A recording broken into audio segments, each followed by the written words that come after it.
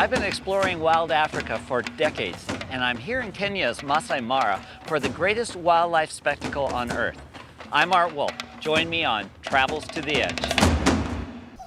I've been photographing wild Africa for decades. Each time I return, I try to capture it in a new way. The East African countries of Tanzania and Kenya share the open savanna that is home to great nomadic herds. These grasslands stretch from the Serengeti in northern Tanzania into southwest Kenya, where they intersect the large Masai Mara Reserve. Whenever I return to an environment, I'm always working with a guide, and in this case, it's Andreas Befani. He really knows his stuff, and so I'm in great hands when I'm working with him and driving through the savannas of East Africa. We are in the middle of the migration when over 1.2, 1.5 million wildebeest come from the Serengeti into the Masai Mara. Why are they coming up here, do you think? They're coming because of the grass. There's so many of them that they're constantly migrating. I can't think of any place on Earth where you have such an immense scale of mammals on the move.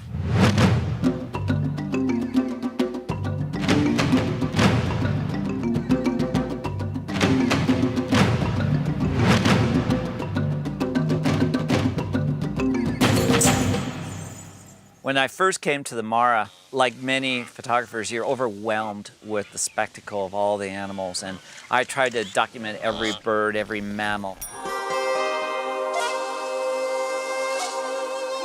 Now I'm really trying to translate the migration into much more abstract, impressionistic, emotional recordings.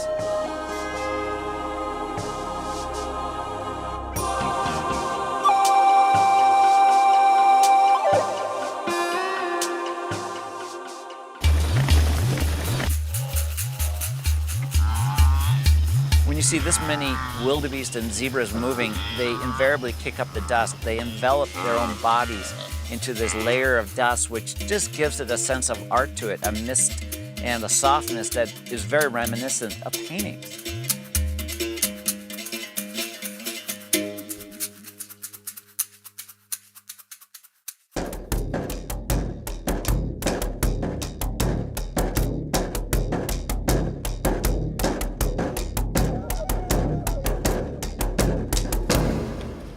In addition to the Great Migration, working in the Mara provides many opportunities. Not only are there zebras and giraffes and elephants, but there's also the predators, the leopards, the lions, and here the cheetah.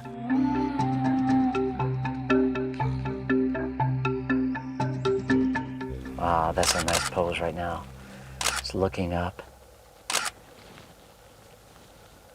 It more than likely is heading towards the impala that it took earlier today.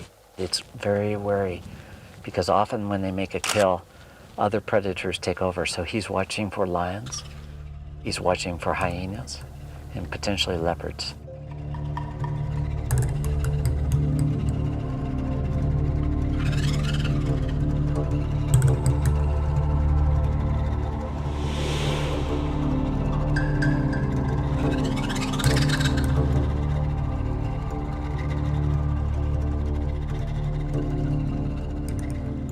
Cheetah is the rarest of the large cats in Africa. We're very fortunate to see this one out here in the open plains.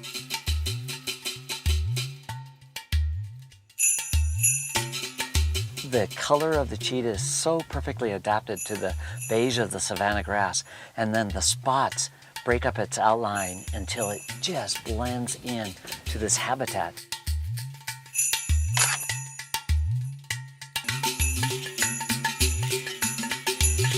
After the cheetah feeds upon this impala, vultures and storks will quickly come in, and by tomorrow midday, there will be nothing left of this impala except for the skeleton. It's an amazing ecosystem where nothing goes to waste.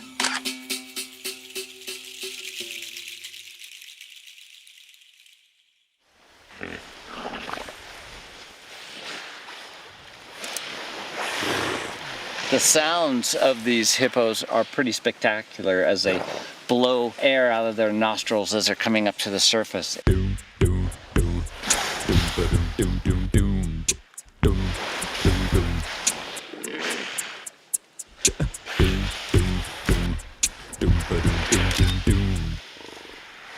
It's just fun to watch them.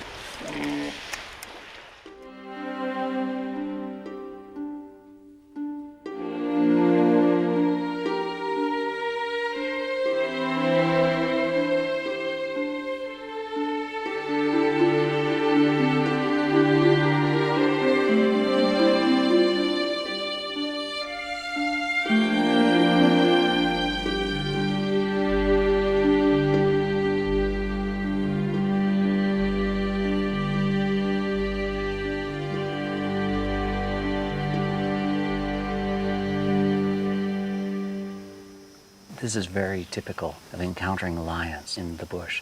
Often they're laying down, sleeping because they've made a kill during the middle of the night. Right now I'm getting some beautiful catch light on this one baby. In fact, I'm going to put on an extender which enables me to focus closer and zero right in on this one cub's head. The light is coming right down through the trees and catching the eye of the cats. And these lions have beautiful big eyes, and I just want to accentuate that.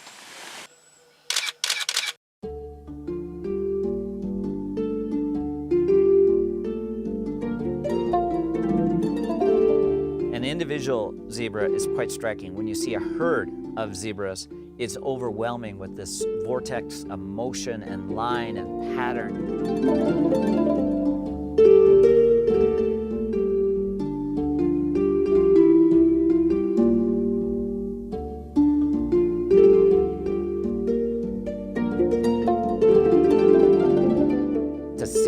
Down to the water's edge to drink, and when they all align next to each other. Yes, it's wildlife, but it's also pure art from my perspective.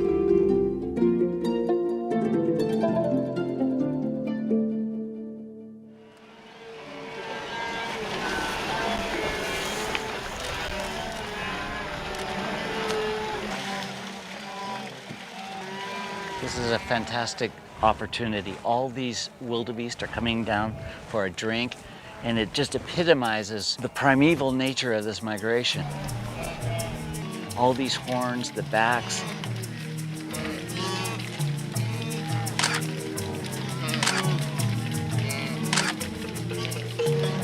This is what I live for, these moments where you're just surrounded by wild animals in such numbers that you forget where you are.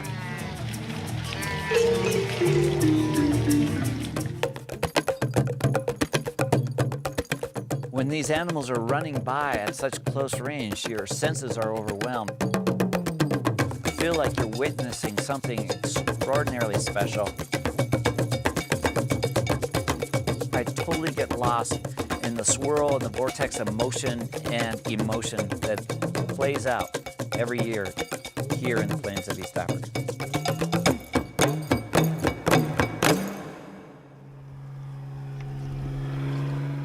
Hey, Alexi, I haven't seen you in about 5 years. Long time. Nice to see you. Hey, you're looking really I've worked with Alexi Peltier many times over the years, and it's great to see him again and to go flying over this wild area. And I love Alexi. He's full of beans. He's a great pilot, and he really knows how to put me in the greatest situations when it comes to photography. I know you like the green colors, you like the pattern, artistic pattern. I know you like the pinkish with the green behind. And patterns and patterns and patterns. And I know where to bring you. Good, good. Yeah, perfect. I'm getting harnessed up to get up in the air and do some aerial work over an incredible display of flamingos.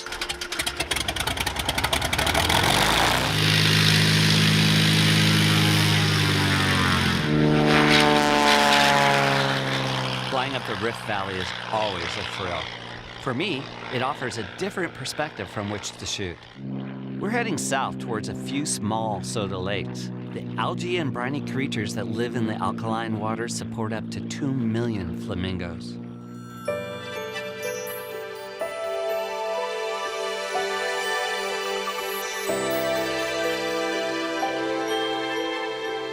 With a polarizer, I can darken the water so it's such a stark contrast.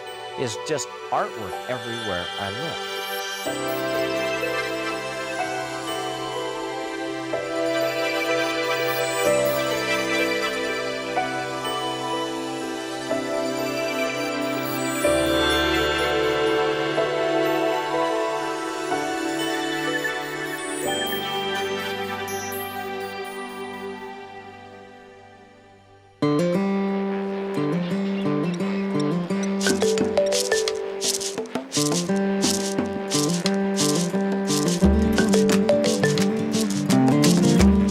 a nice shot of this hippo that's lying in the mud right at the water's edge.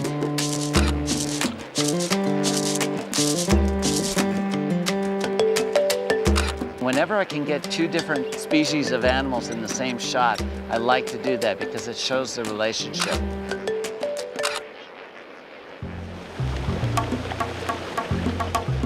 It's quite alluring to be able to photograph big flocks of birds like this. It matches the spectacle we saw in the Mara with the tremendous numbers of wildebeest. So to move up here and to see up to 500,000 or 600,000 flamingos in a very small lake is a great opportunity.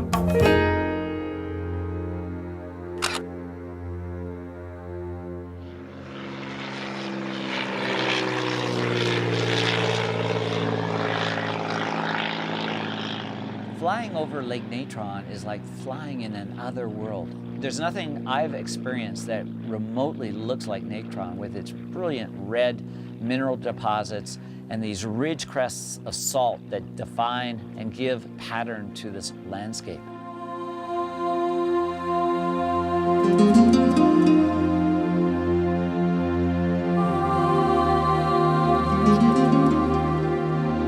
I get lost in it. I mean, I'm just totally lost in it.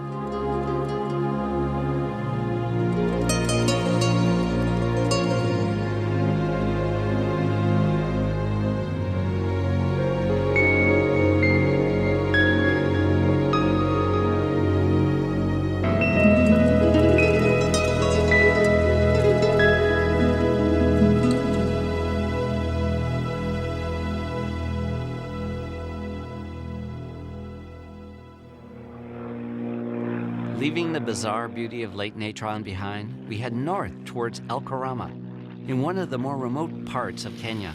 It's a place where ranchers and conservationists are working to protect and restore vast tracts of wilderness.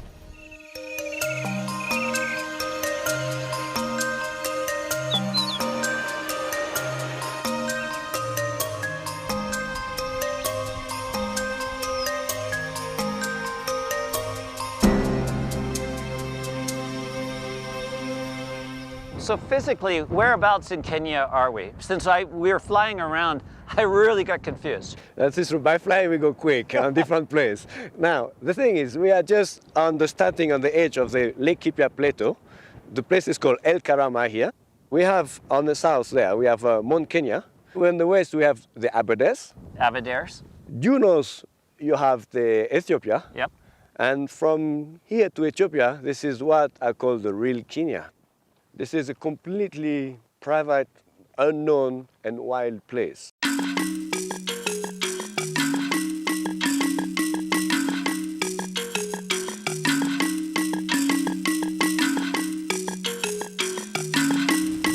Boy, the sun is nice on these giraffes up ahead. Let's just see if we can't get a little closer. Oh, yes. This is beautiful. Look at them. Watch us.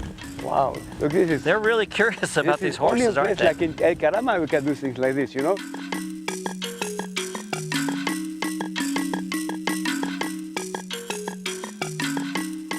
I love this way of seeing animals in the African bush. Just to be able to move amongst these herds is extraordinary. To approach animals like this is a real privilege. It's fantastic. Obviously, these are reticulated giraffes. Yes. They're really symbols of the northern part of Kenya. Completely. As you say, reticulated giraffe is very nice pattern. You see, it's quite clear. They have these long tongues that are able to really negotiate. 45 centimeters. Wow. 45 centimeters. And they can wrap around these really pointy acacia thorns, right? Yeah, they like to eat the green leaves on top, you know? Such nice light on these giraffes. Oh, it's fantastic. Come on. Come on. Oh, trigger.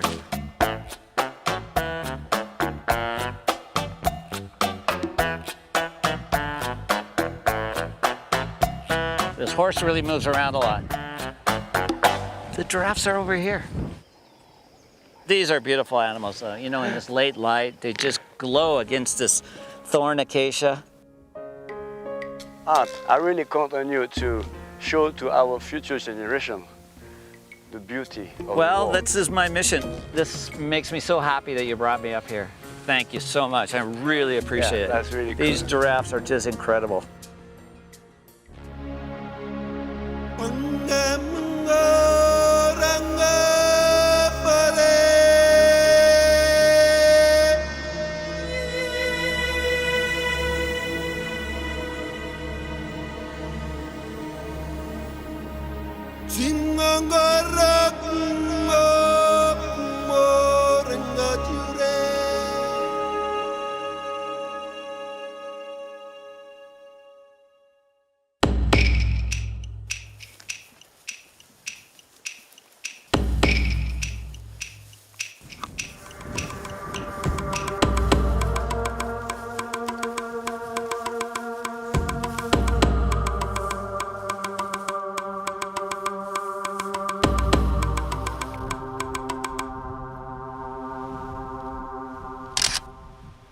I've approached this rhino from downwind. In other words, the wind is coming from the rhino towards me.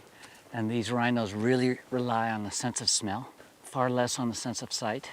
And I consequently have worked my way in fairly close to this black rhino, one of the most endangered species in all of Africa, once hunted and poached nearly to extinction. But these numbers are coming back now. And it's largely because they're on these protective ranches here in northern Kenya. And they may, in fact, be the salvation of this species.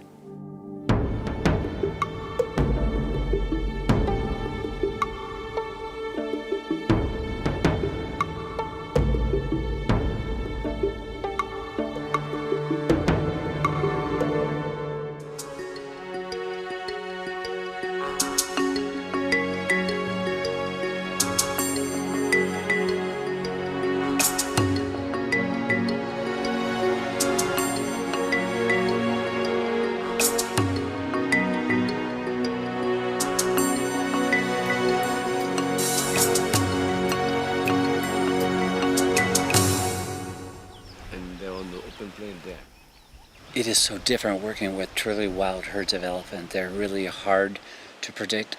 And before I get out of the vehicle and try to get a little closer, we're analyzing their behavior. So often wildlife photography is sitting back, giving it some time, reading the animals before we get in position to photograph them.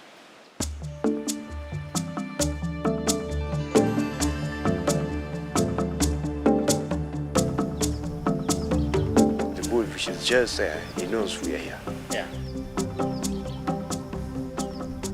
Even though we have a rifle here, we would never aim it at the animal. We would aim it in the air and make a noise. Never. In fact, if we charge, we did wrong.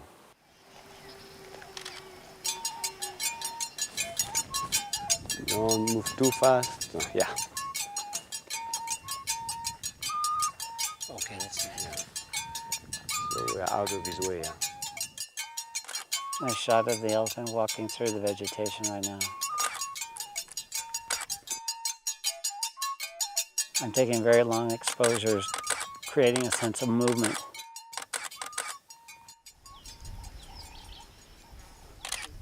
Nice, full vertical shots. Looking at me. Nice, very nice portrait right now. Keep an eye, keep an eye. Okay, keep an eye. You know we're here. Don't make burst. Don't move fast. Don't move fast. Right. Okay, that's all right. Nice. This was a very nice encounter with a truly wild elephant. And as you can see, they're not aggressive animals. This one was very curious, walked by, took a look at me. I didn't move. It was very, very nice. I like when they grab the dust and they throw it on their back. Oh, this is getting great. That is a really great shot. And you know they have 40,000 muscles in the trunk. 40,000 muscles. They need 5 years to be able to use the trunk. Elephants are the most engaging. They're always showing different expressions. And look at this one coming straight towards them.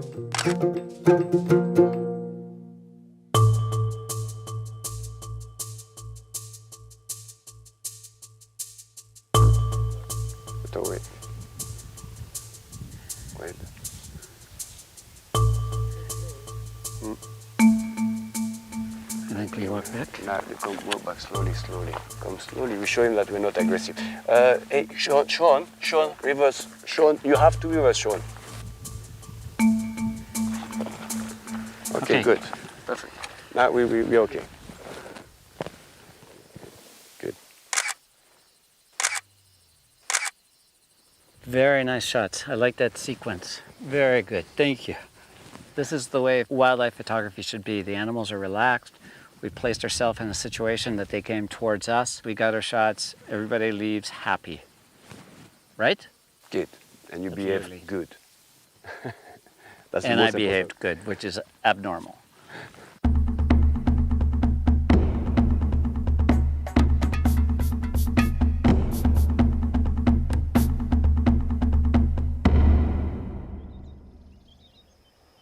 To fly on this part of the world is the gift of life.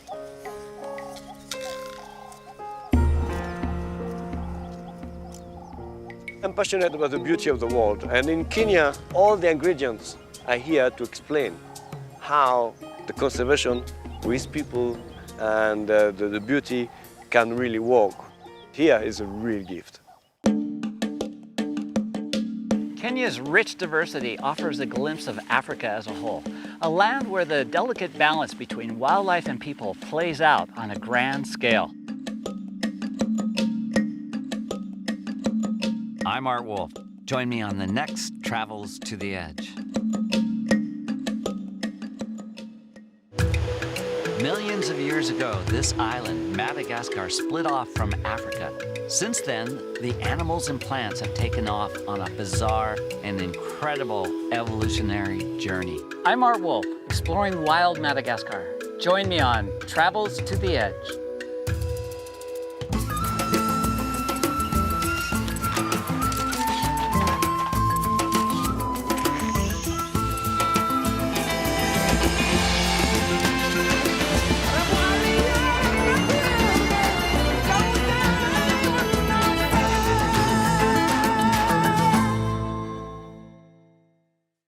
Madagascar lies off the southeast coast of Africa, the fourth largest oceanic island on Earth. Its size and geographic isolation have given rise to an abundance of biodiversity and unique landscapes.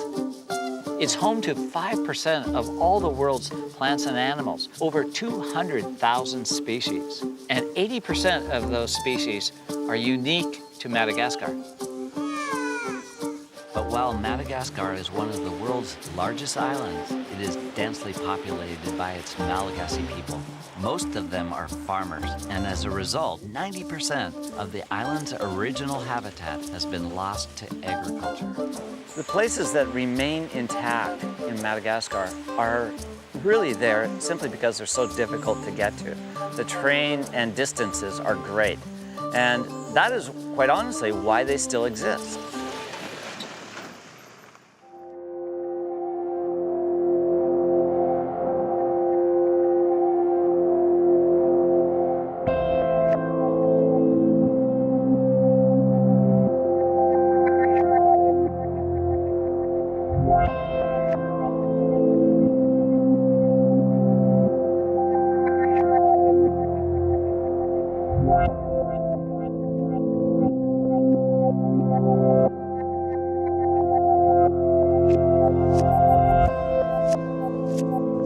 I'm in the Singi-Bamara National Park, which is the largest preserve here in Madagascar.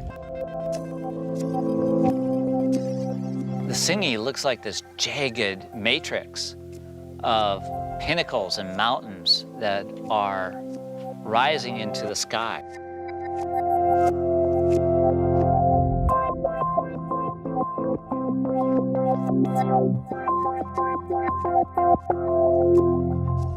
I'm very excited to start to get in and explore the various caverns and ridges and valleys in between these very jagged karst limestone formations.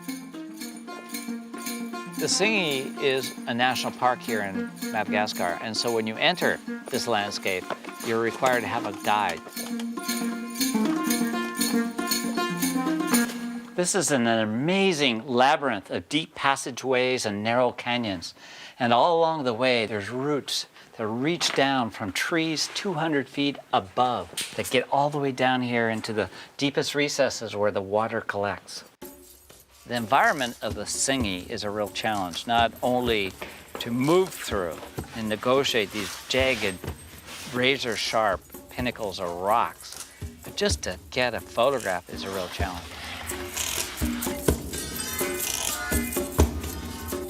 And you get tired because you're either moving up or moving down, but rarely are you moving parallel. Whew. This is steep.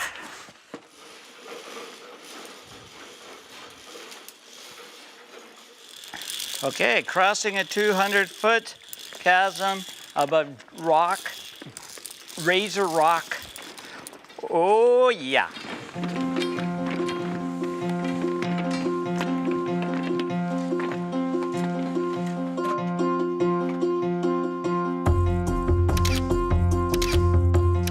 What I try to do in a landscape like this is to emphasize what's most important about it, and to me, it's the texture of the rocks.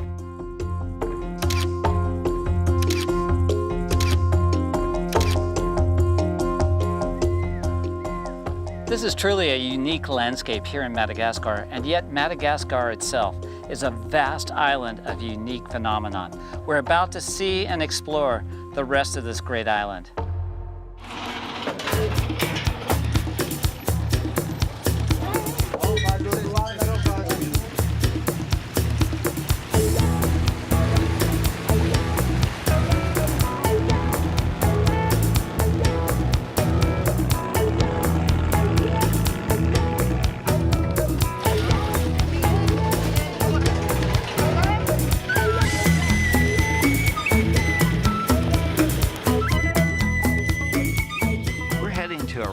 Reserve, one of the few remaining patches of original rainforest on this environmentally challenged island.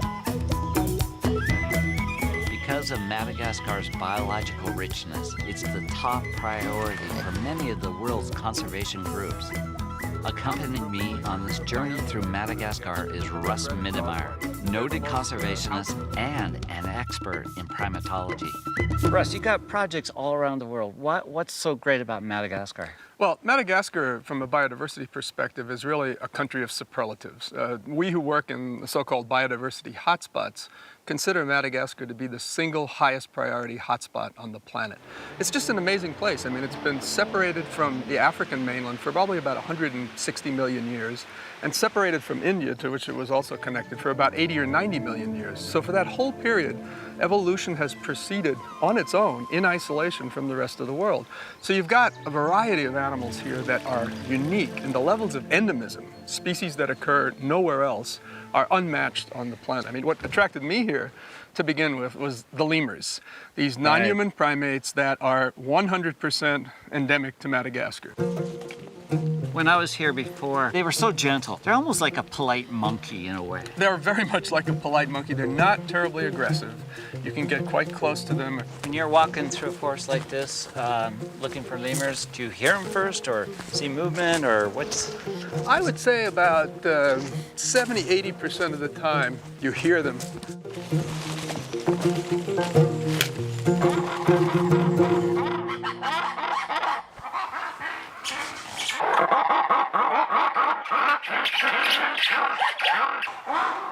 Are they mad at me? No, they're just trying to let one another know where they are. This They're is a so loud. black and white ruffed lemur call, which is one of the great sounds of the Malagasy forest.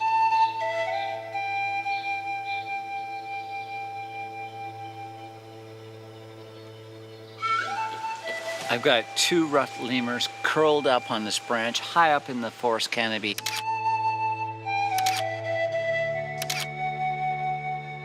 They've got the same markings, the color patterns of a giant panda, but infinitely smaller and more slender. So how would you term this kind of forest right here? Well, this is a higher altitude rainforest, a high plateau forest. We're at about 1,200 to 1,400 meters here, and this is the last big chunk of high altitude rainforest. It's beautiful with all the lichen. It really is pretty. It really is pretty, and this is very, very unique as a habitat.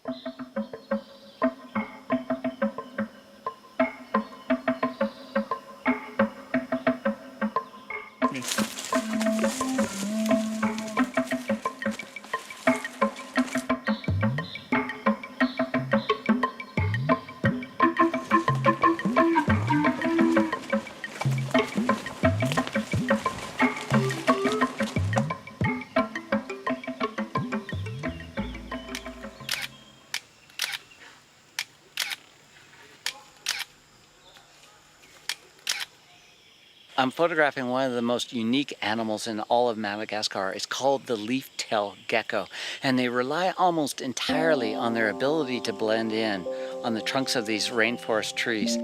So there's patches of lichens, and if their arm or their torso covers that lichen, they'll pick up the line of the lichen to continue their perfect camouflage. They seem to dissolve into this beautiful environment.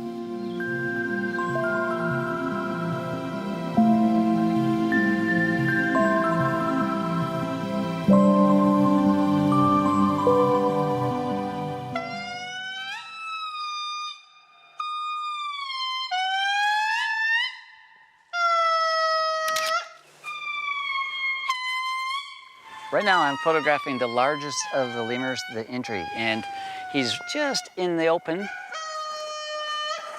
I think I'm getting some pretty nice shots.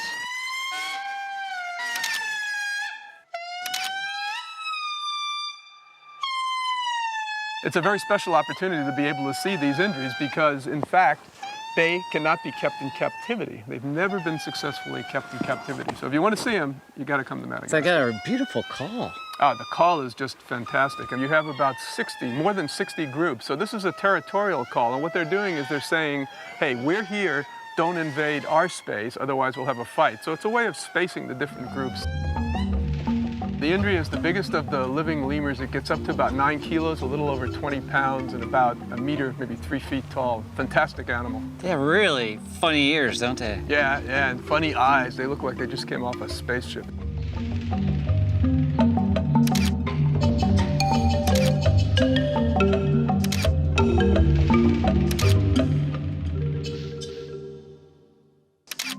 Well, I love photographing any animal that's got such strong colors and patterns. I love the lines and then the spots and more lines. And towards its head, it actually starts to turn green and red.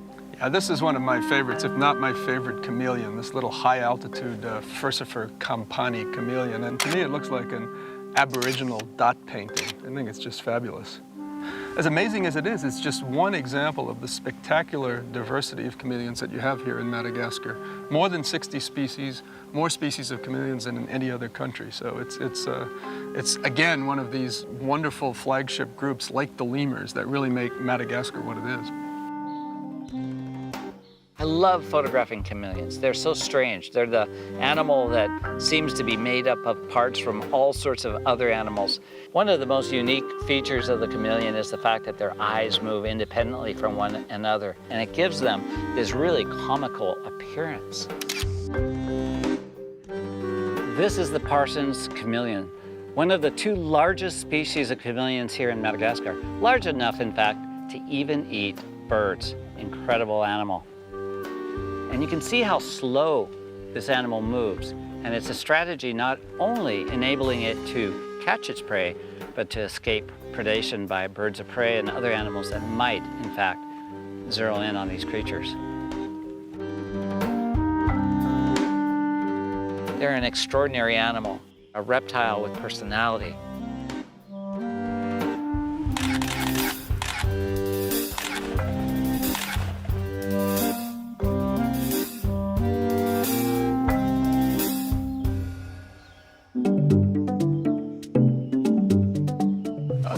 This is just the most beautiful of all the lemurs. This is the diademed sifak. It's the second biggest after the Indri. And it moves by vertical clinging and leaping, and it's capable of these incredible jumps. It can probably jump 30 feet at a shot.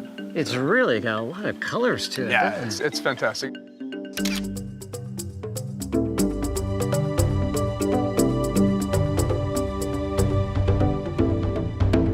You know, Russ, this rainforest seems to go on forever, but how big is it actually? It's really a tiny fragment. This particular reserve in the adjacent national park is only a little over 10,000 hectares. It's about 25,000 acres.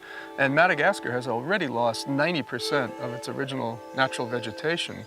And only 3% of the country is conserved. So there's a huge challenge ahead to make sure that virtually all of the remaining intact forest is conserved because it has so much biodiversity packed into it. We get a view of what deforestation looks like in Madagascar as we drive through a forest recently slashed and burned for farming.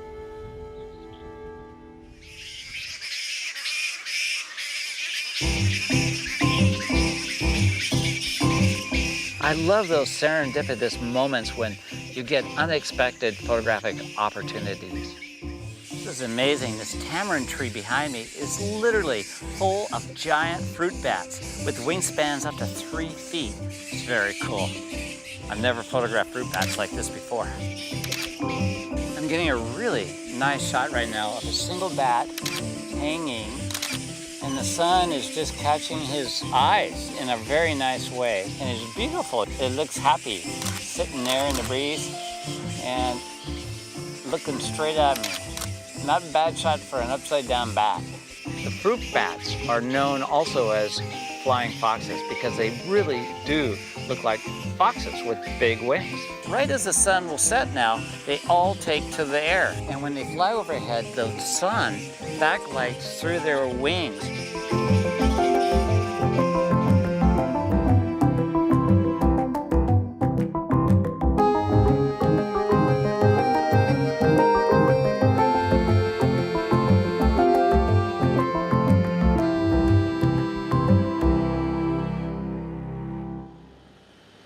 Madagascar's diversity of landscapes becomes obvious as we enter the spiny forest. Well, this is kind of a pretty tough environment to have a village. Well, this is a village of the Antandroid people. These are the people of the spiny desert, and they live in what are probably the harshest conditions of any human group in Madagascar. Very little water here, and obviously it's quite difficult to eke a living out of this desert. But they manage to do it. Yeah, and everybody's hanging out under these trees. Yeah, trying to keep cool in the heat of the day. Do you know how to say hello? Salama tumku. Salam tumku. Salama tumku. Salama tumku. Navovo. Salam tumku. Zada tora na eto.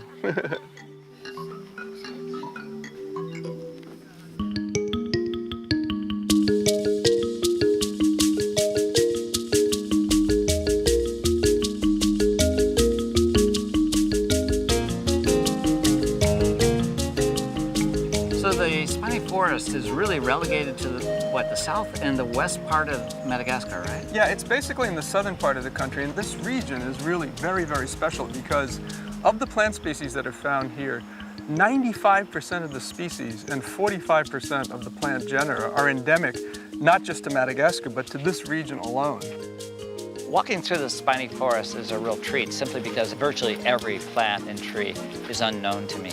They look like cactus, but they're not. They're very pointed and prickly, and yet there's this sublime beauty to the place. It's like a prehistoric garden.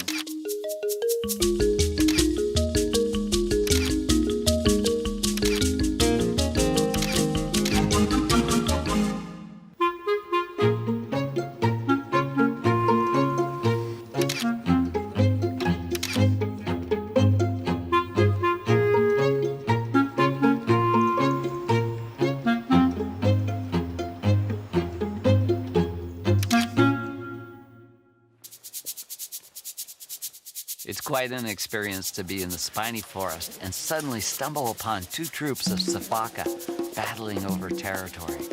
Art, this is great because you're getting a fight between 2 groups. You just saw this one animal scent marking the tree, and now the other ones are scent marking over there. So they're just bouncing towards one. Look, they're right in the border between their territory. And this is excellent.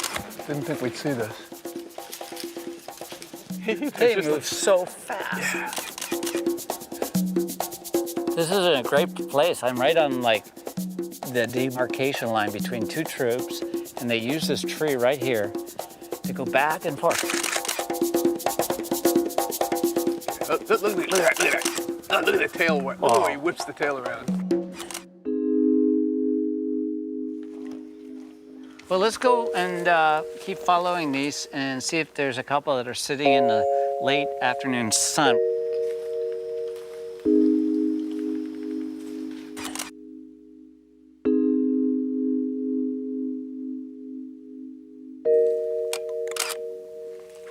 Got a great shot right now, right at the end of the day. The sun has set.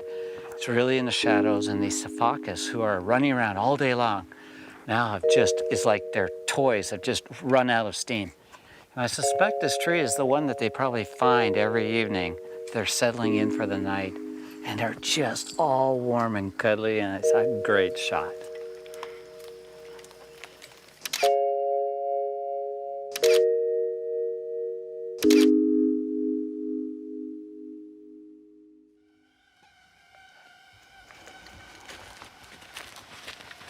Half the lemurs in Madagascar are nocturnal, so you gotta go out at night if you want to find them. Just starting to come out.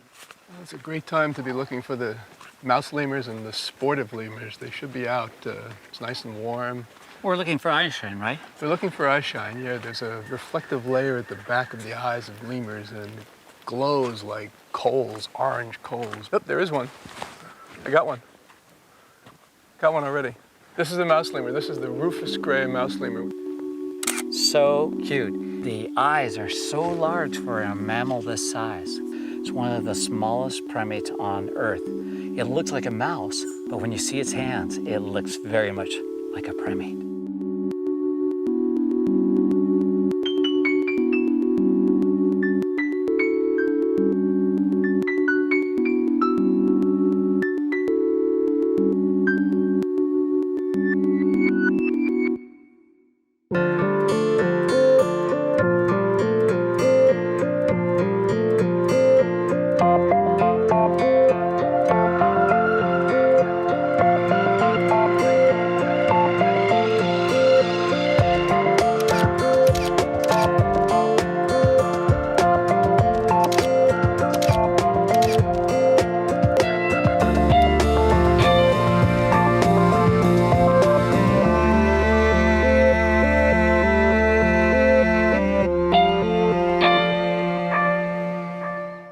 These are magnificent trees. These baobabs are up to 1,200 years old. From a distance, they look like cartoon caricatures of trees, but when you get up close to them, they overwhelm you with their sheer size. And they're literally water tanks. They retain water that enable them to survive through the long dry season. And they're great subjects to photograph. They're almost like upside down trees with the trunks and the roots reaching into the air. People are drawn towards simple forms in nature, and they don't get much simpler than the baobab. They almost look like children's drawings.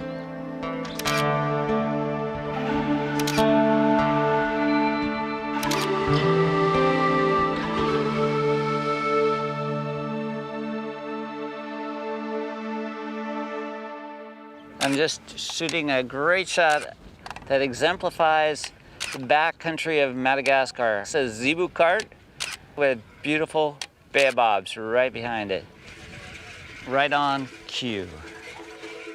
They tower over the landscape. They dominate the landscape. And I love photographing them at sunset when the low angle of light really reveals the texture of the trunks, but also highlights each and every limb. Even a brief visit to this spectacular place reveals its abundance of unique plants, animals, and landscapes. And realizing what we see today is only a fraction of what it once was is a reminder of how precious this island is.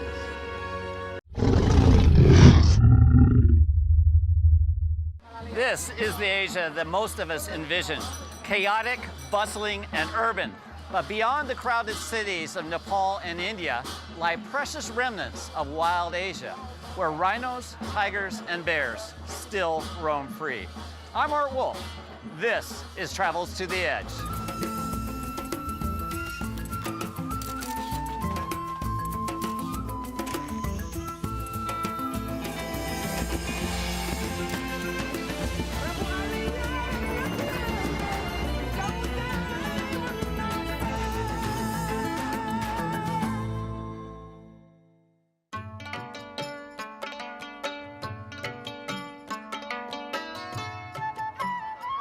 From here in Kathmandu, the great Himalayas rise north into the clouds. But on this trip, we're skipping the big mountains and heading into the lowlands. First to Nepal's Chitwan National Park, and then into India in search of Asia's most impressive wildlife.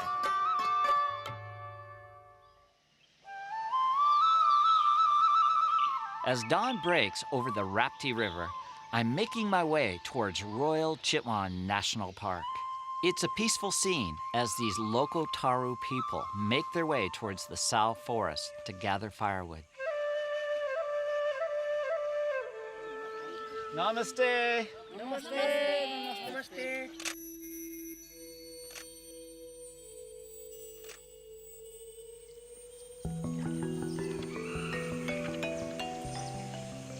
Chitwan is one of the few remaining wild areas that once extended in a wide swath along the foothills of India and Nepal. Its rivers and forests are rich with wildlife, including birds, rhino, and reptiles.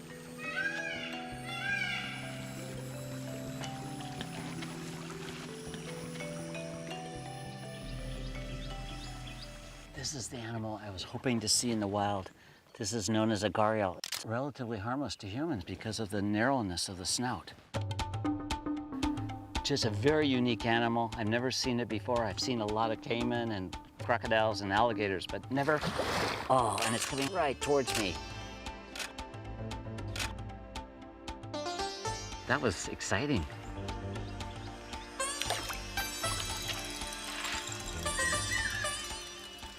Crocodile, let's go closer. This has got the potential for a very nice image. Let's see what I can do with this. I never can get enough shots of these reptiles. They're so primordial, they're so ancient, they're so unlike any other animal.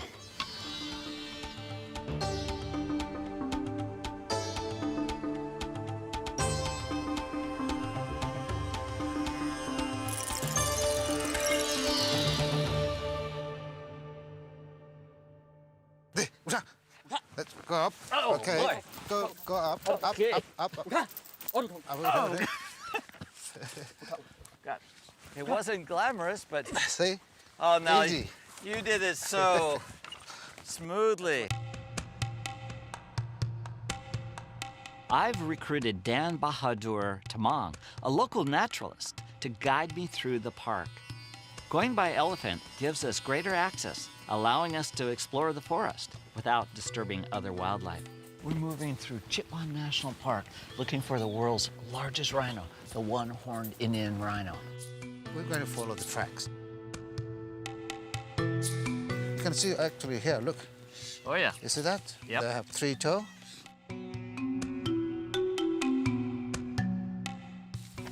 Hunting for a rhino. Who would have thought? This is cool. And it could be just out here in the grass. Or not. It could be. Could be here. Yes. That's the rhinos there. Let's go. Oh yeah. Yes. Okay.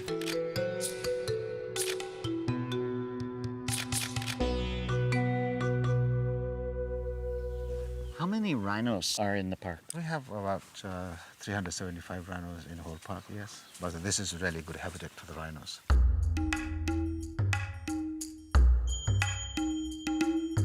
I remember coming here 20 years ago and there weren't that many rhinos. That time is very low numbers, like about 80 or something left. So it's getting better now. Rhino horns actually made by the hair. The horn is really dense, hard hair. Very hard here, yes. It's no bone at all. You see the armor plate there? Look like it's very strong now, but now it's very soft. When the skin is dry, it's like a bulletproof.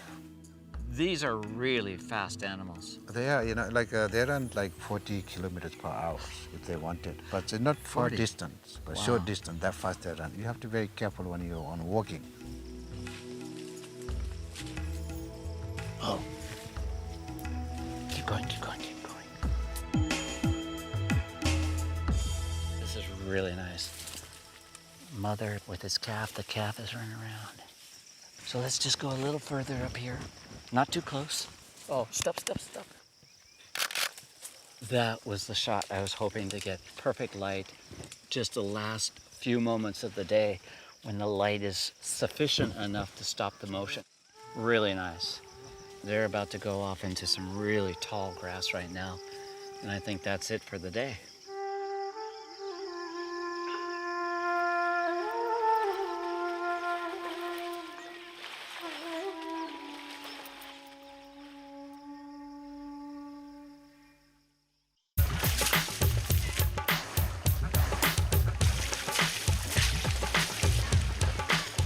mahouts are taking these elephants in for a bath. The elephant's been working in the forest in Chitwan all morning long, and now they love nothing more than to get into the water. Oh, look at that. Oh, nice moment. Oh, it feels so good.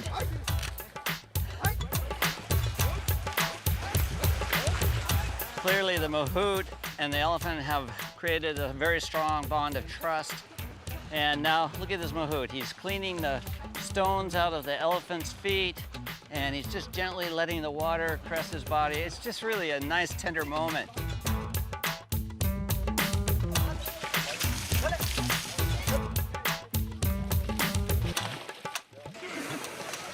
It's just amazing control and trust between man and elephant here.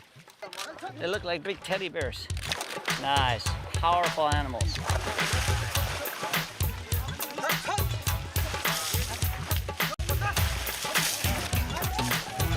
I just love this view when the elephant gives this guy a bath.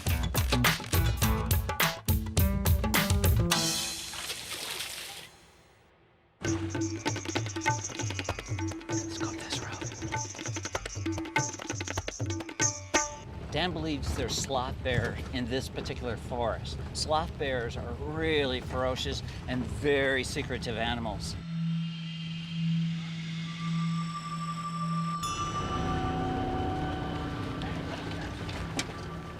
Just keep going, keep going.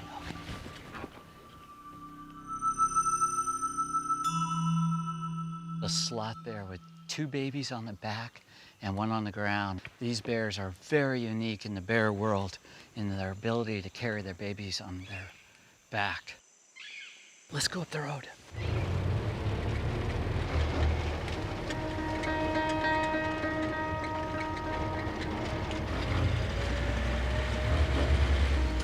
Okay, stop.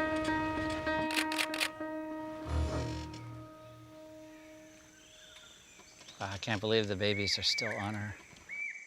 Let me see if I got that. Yeah, look at that picture. I've got it. You can see the 2 babies, but no head on the mother. Oh, almost a good shot. Almost a good shot. Sometimes you get it, sometimes you don't. Tomorrow we'll try again. That's it. All right, let's go home.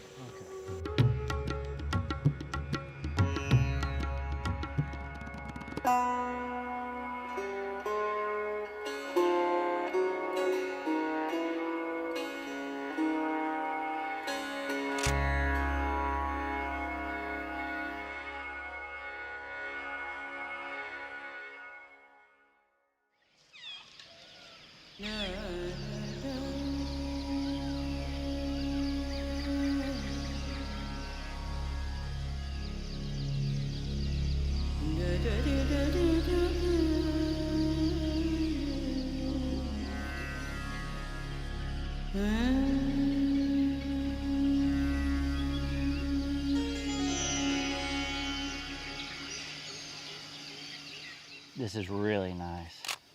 Mother and its 2-month-old calf right out in warm early morning light. I love it when the baby just runs through the mother's legs for security. So it goes out 10, 15, 20 feet away from the mother and then comes right back. And every time it comes back, there's some sort of connection with the mother.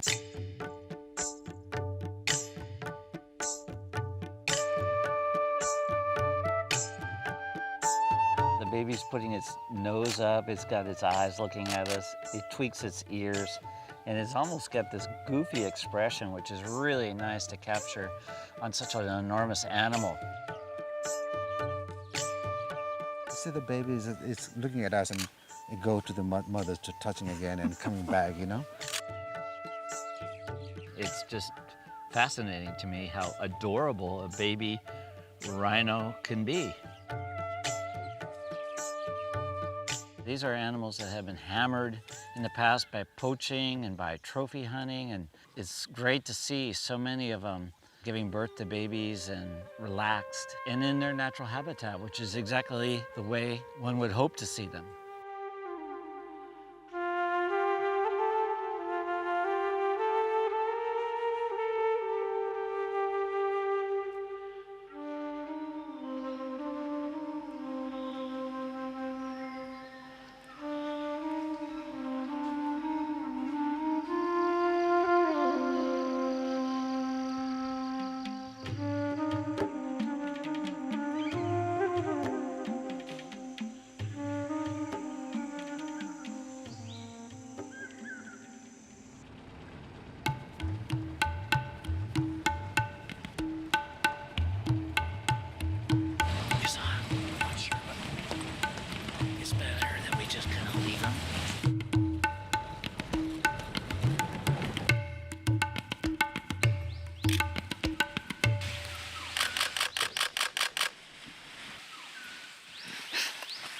It's so amazing that it was here.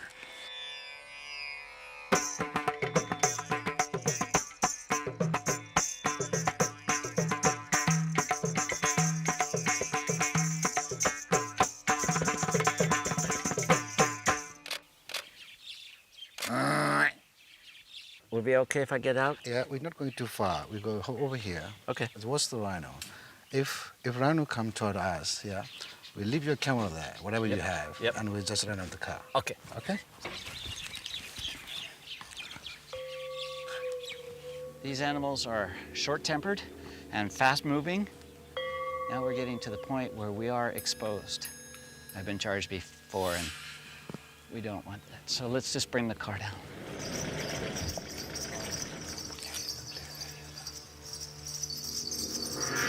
Is there? Let's just sit there. Is there? You can see the fish. That's a big bull. Big bull, yes, big male.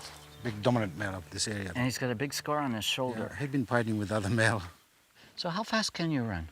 Not very fast, sir. Not very fast. No, I can run up to the tree. But let's go down the road and see what we can find. Okay, sir, go this way. Okay. Leave rhino in the grassland. See if we can get a little closer by the car. Right? Yeah. Okay.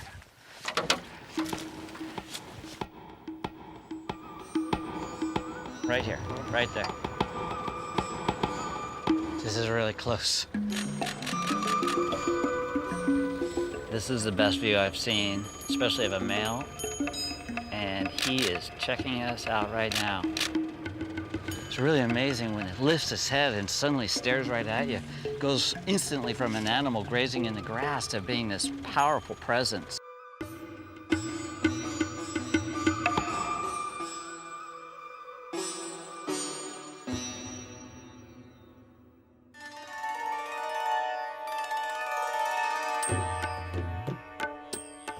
We've left the Sal forests of Nepal and traveled further south to the green heart of India and the jungles of Bandhavgarh. Not only is Bandhavgarh rich with wildlife, it's a sanctuary for Asia's last remaining Bengal tigers. Finding a tiger in a jungle is like a needle in a haystack.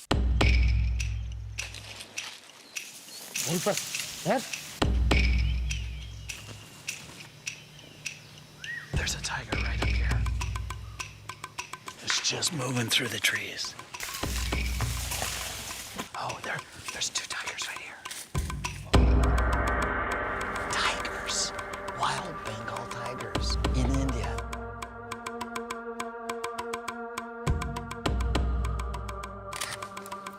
Ah, fantastic.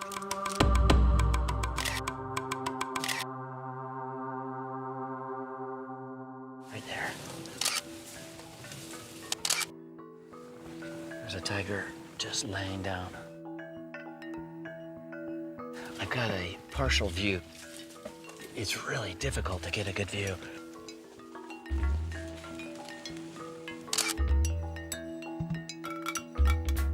This beautiful Bengal female is sitting behind some very fine lined bamboo. And so I'm going to shoot this animal within the context of its environment. The bamboo is every bit as important as the cat itself.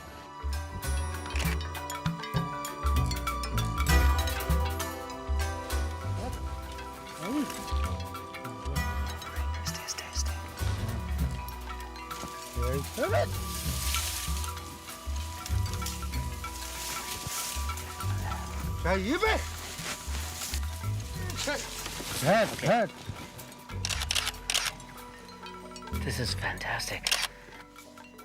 Look, he's gonna get up. That's incredible. Oh, lay down and look at us. Oh, gee.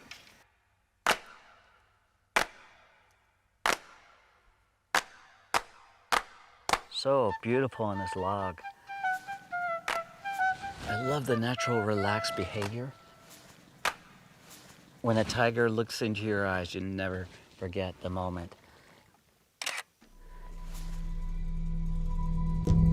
Wow, what a powerful cat. Just beautiful.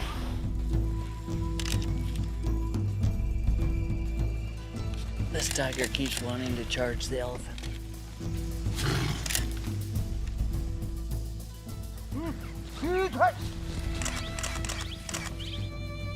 see the power and the stealth of these animals is amazing.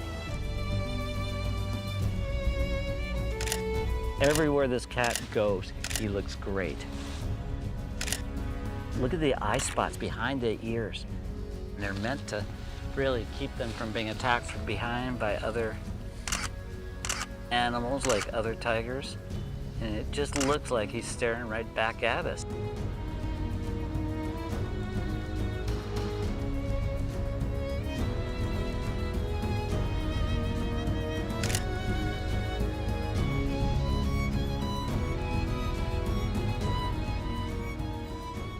We're in the second most populated country in the world, and it's just amazing, and it's a comfort to me to know that there are natural environments where the tiger still thrives.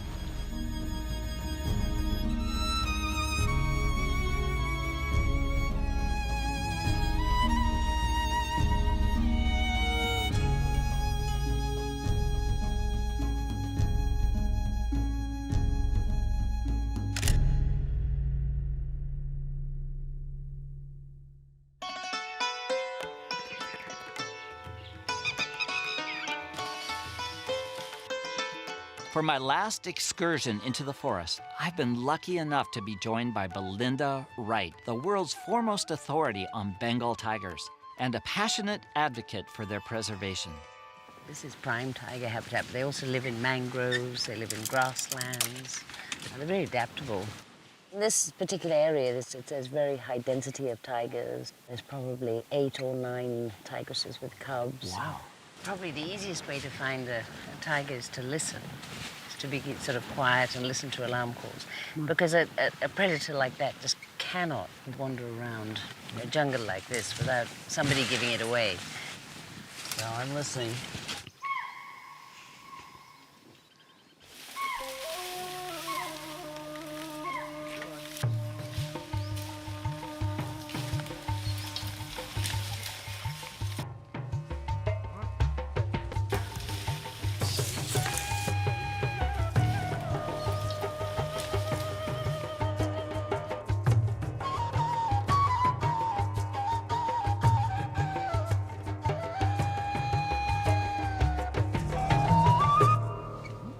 Oh, there's a tiger. Stop, stop, stop, stop, stop. That's a nice shot.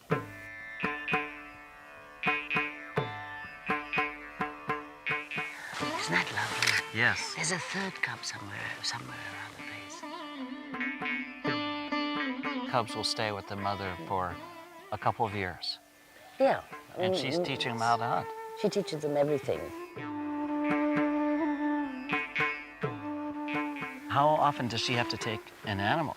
These cubs are large, so she would be, every 3 days, 4 days, she'll have to kill to provide for them. She's a busy lady. Tigers occur in small numbers all over the place, but it's only India that has a population of over 500 wild tigers. It's fairly miraculous that India still has tigers at all. I mean, most countries have lost their big predators. I never dreamed that I'd ever photograph a wild tiger.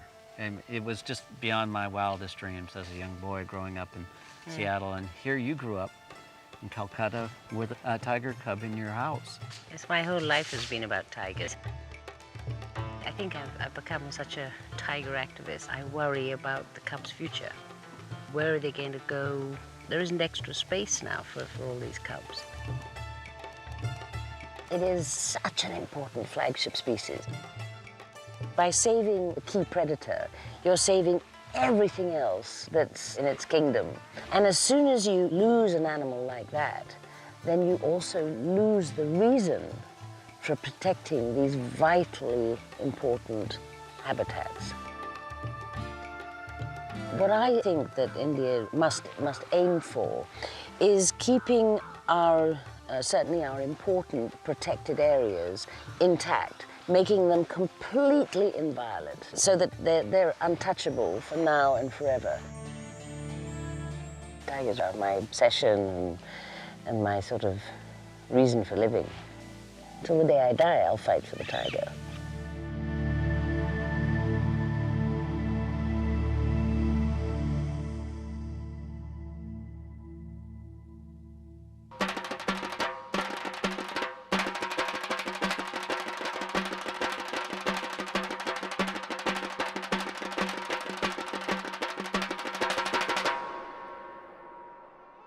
magnificent tiger has long been a symbol of wild India.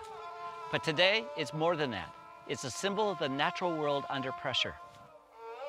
I'm Art Wolfe. Join me next time on Travels to the Edge. This is the Japan most of us recognize, congested and kinetic. But Japan also has a wild side. Beyond its crowded cities, especially in winter, Japan reveals moments of quiet and unexpected beauty. I'm Art Wolfe. This is Travels to the Edge.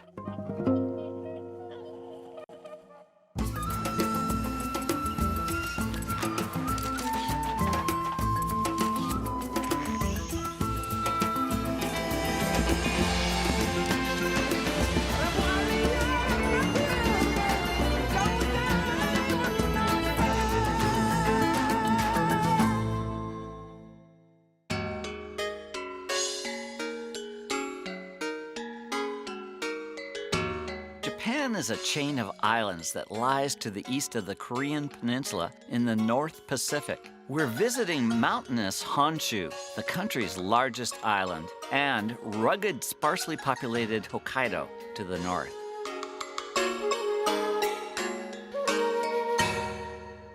The Japanese have a complex view of nature infused with ancient Shinto and Buddhist beliefs. It's this elusive quality that I'm trying to convey through my lens.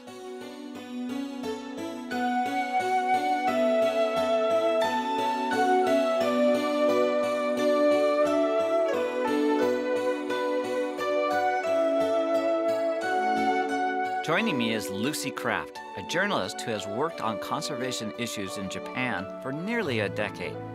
Lucy, it's gorgeous up here. Isn't it wonderful? I mean, this is one of the best kept secrets about Japan, Art. I mean, we always think of Japan as being cities, of being, you know, Tokyo, this huge metropolis, but in fact, most of the country is mountainous.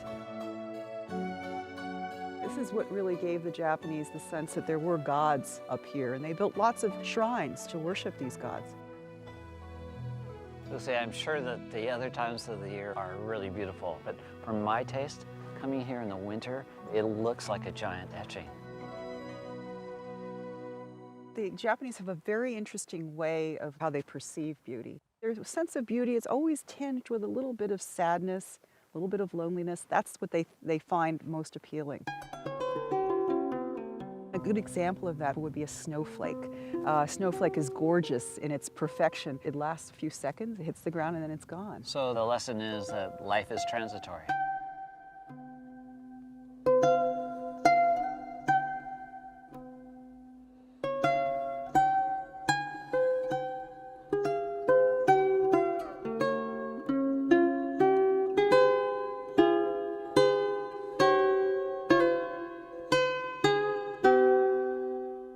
Koyasan was started as a religious place about 1,200 years ago. This is really where the gods of Shinto and Buddhism were thought to reside. People have been coming here on pilgrimages for over 1,000 years. Can you explain to me the difference between Buddhism and Shintoism? Shinto is the native religion of Japan. It's an animist religion. Everything, a tree or a rock or a bridge or anything could be a god in the Shinto religion. Buddhism was brought over from India by way of China. They sort of made it their own, and they put the two of them together. It's a very flexible way of approaching religion. They sort of believe in two at the same time.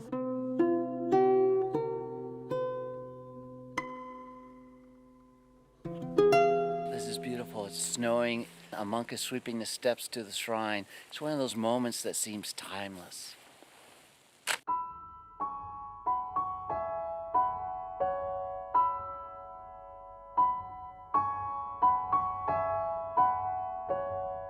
Right now, this Buddhist monk is walking towards me in the blowing snow. Just a beautiful, quiet scene.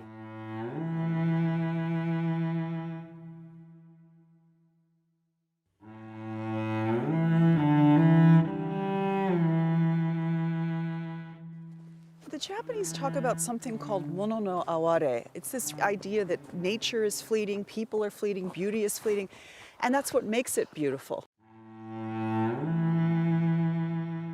You see this reflected in the temples that we're walking past. You know, these aren't made out of granite or marble, they're made out of wood. This stuff's gonna rot away in a certain period of time. Things are impermanent. Exactly, and the things that are the most beautiful are just fleeting, as man is.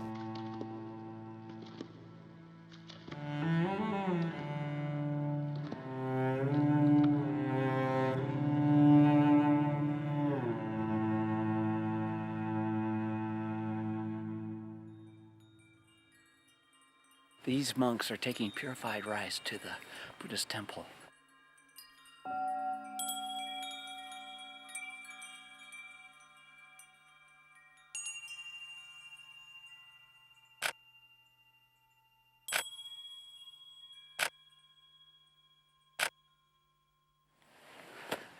It's wonderful.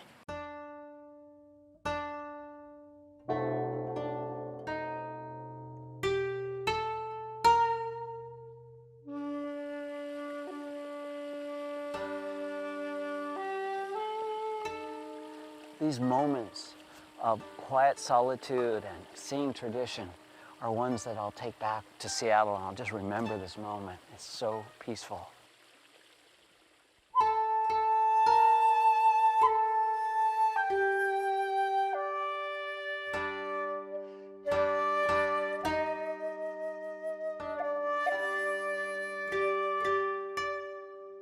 Tradition, atmosphere, peacefulness, it all comes together here at Khoisan.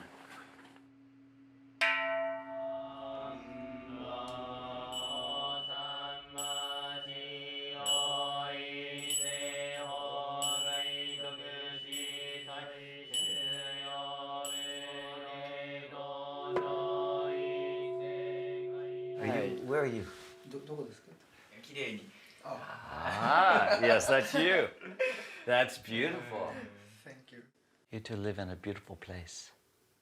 Oh, my best one.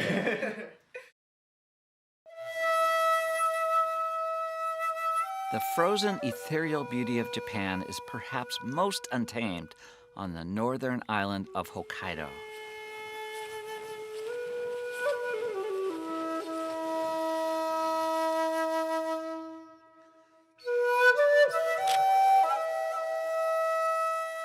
It is freezing here in Hokkaido. It's 0 degrees Fahrenheit. I've come up a volcano to photograph a crater lake. This is Mashu Lake. I've been distracted by these beautiful dead birch trees that are right on the volcano's edge, and they're catching the first light of the rising sun. These trees are very, very expressive. They almost look like dancers, frozen in place with their limbs out there stretched, contorted, and suddenly my main subject becomes secondary to these beautiful trees. What I'm trying to do is take the Japanese aesthetic of simplicity and serenity and make it come alive in my photos.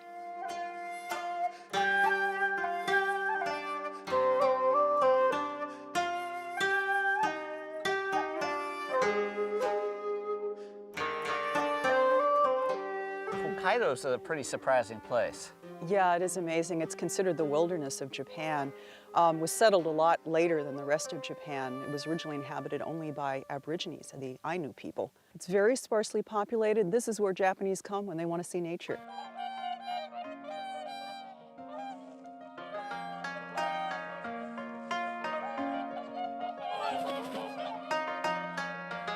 I've got this entire lake to myself.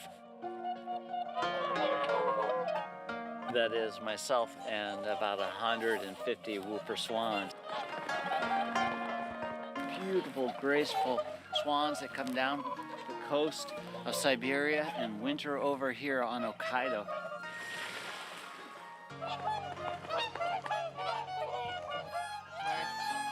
Occasionally these birds sit up on their haunches and just flap their wings to just stretch like humans would. It's a beautiful sight.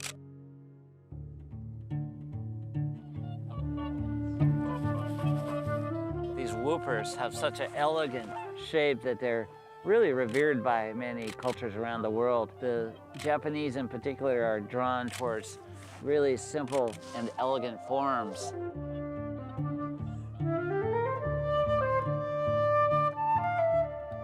Just a very, very different shot of a whooper with their long necks tucked in to their feathers.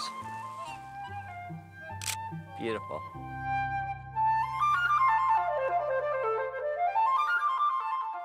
This is the way photography should be.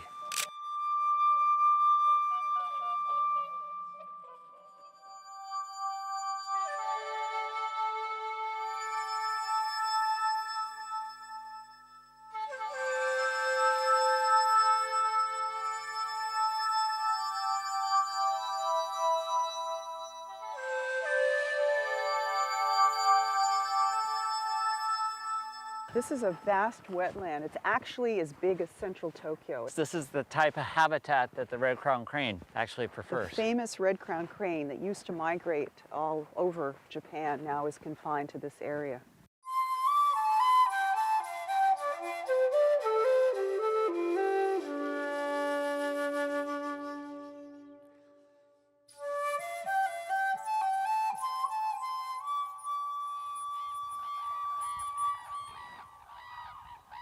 Wow, listen to that.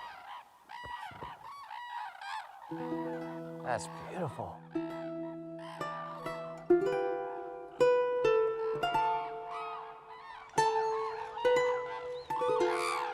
The crane is actually almost like the unofficial national bird of Japan. It's inspired so much poetry, so much literature, so much beautiful art.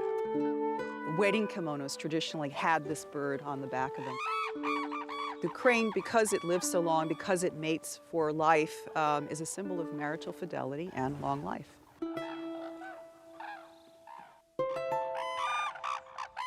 What I love about these birds are just the dance, the graceful dances, and the wings go up and they just seem to interact so beautifully.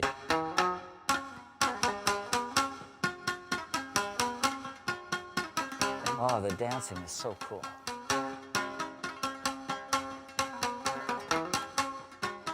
These birds are really performing for us. Look at that one dancing.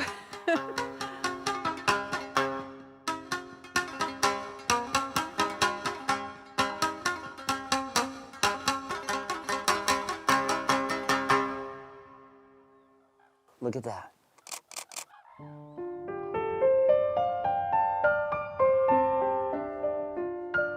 That is so beautiful.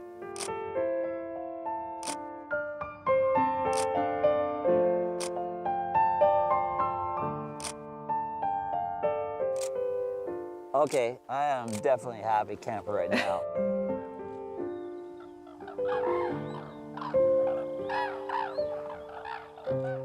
They are so beautiful when they spread out those wings and just go straight up in the air. Just like artwork.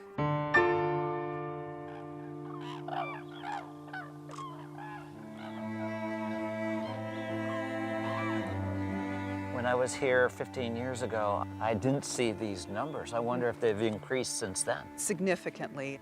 Just in the 1920s, there were just a few dozen. They thought they were going to lose them forever. We're up to about 1,000 birds now. This is because of feeding. They've had to feed them. Their habitat has shrunk and they don't have any food. This is a good thing and a bad thing. It's a good thing in that their numbers have increased, but they don't migrate anymore, which is always bad for the gene pool. There's great fear among the bird conservation societies that one fell swoop from a disease would wipe the whole flock out. People often think if you leave nature alone, it will take care of itself. People don't realize that nature is itself artificial. These animals are living in vastly reduced habitats, and they need help if they're going to stay healthy and alive.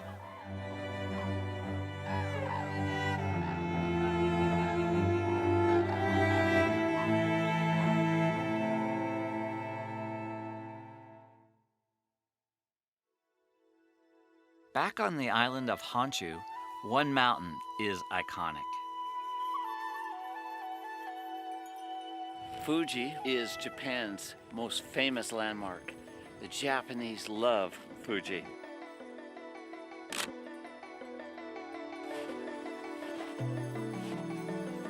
I have found my spot, and it's down in this frozen mud. There's this tiny little pond that's maybe 15 feet across.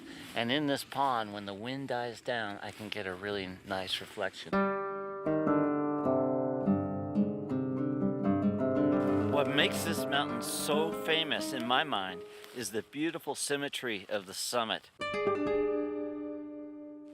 The light is happening. Beautiful pink alpenglow, just reaching the summit now.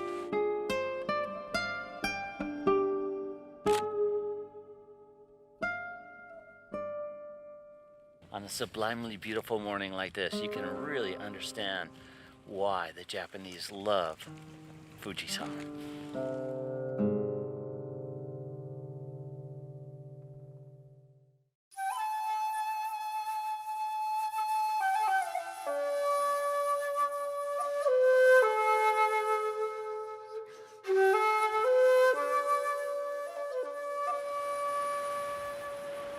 These are snow macaques, or Japanese macaques, also known as snow monkeys.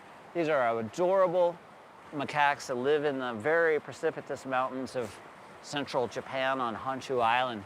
They have been habituated over the years. They're drawn towards the natural hot springs.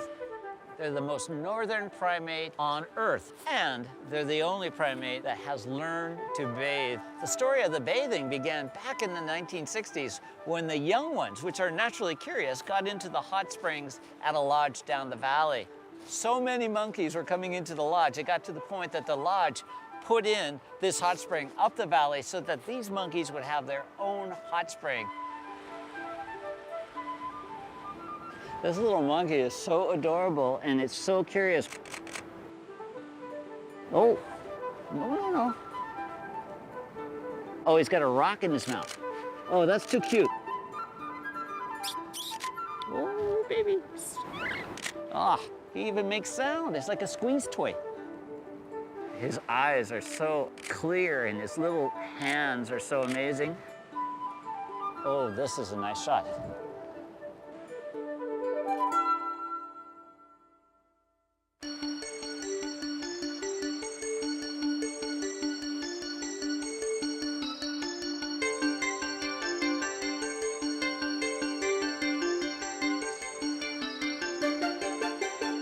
Got great shots of monkeys jumping across this rock. They're coming right over this snow-covered rock. Beautiful shots, getting him in mid-flight. Here goes one right now.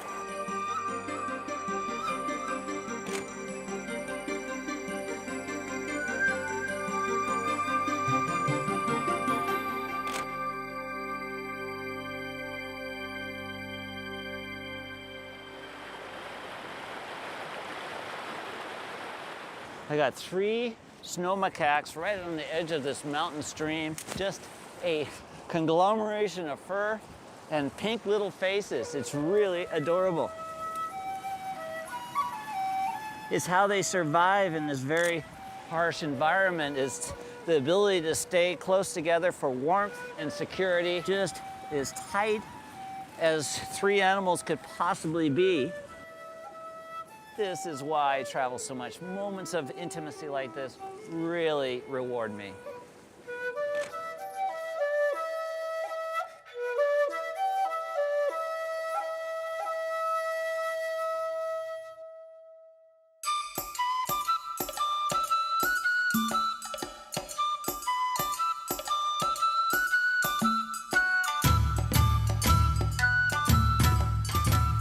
Not only am I getting some great shots, but it's also an excellent opportunity to witness behavior, just to see how these primates interact with one another, the play behavior, the aggression between babies, the scolding.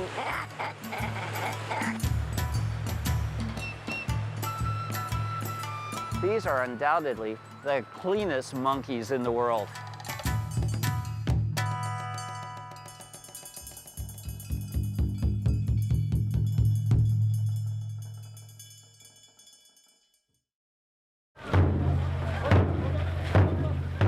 Every winter, on the coldest day of the year, a unique Shinto festival gets underway just before midnight. We are in the middle of one of the oldest shrines in Japan, in Okayama. This is one of the most important evenings of the year. It's the Naked Man Festival. Before the end of the evening, over 9,000 men will vie for 2 wooden amulets called shingi. And if they get that amulet, they will have good luck for the rest of the year.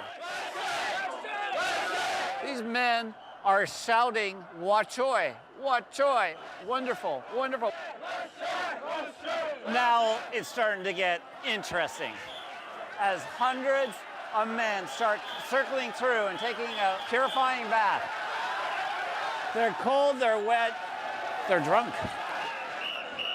This tradition goes back 500 years, and in modern Japan, it's really exciting to see traditional ways being celebrated on such a massive scale. Talk about a sea of humanity. It literally looks like a sea of ebbing and flowing as these people keep pushing each other. All you can see is heads and arms and torsos interlocked and swaying back and forth.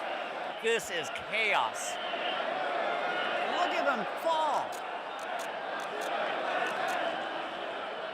Now it happens. This is amazing.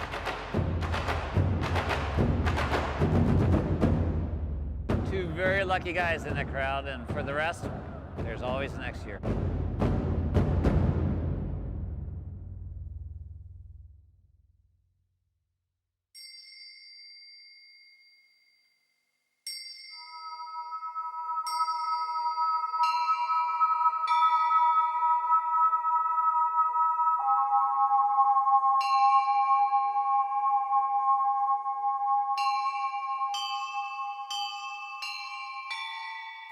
The shrine known as Kasuga Taisha is one of the most revered in all of Japan, with over 3,000 lanterns on the grounds.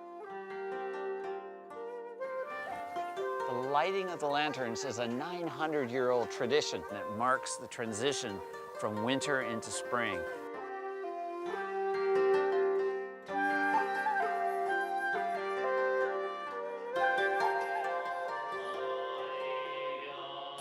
This is the moment where I really feel this tradition.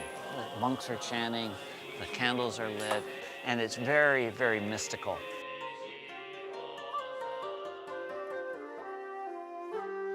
I love the textures, the feeling, the ambiance, the mysticism of these temples. The ancient traditions are everywhere you look. It just is magical for me.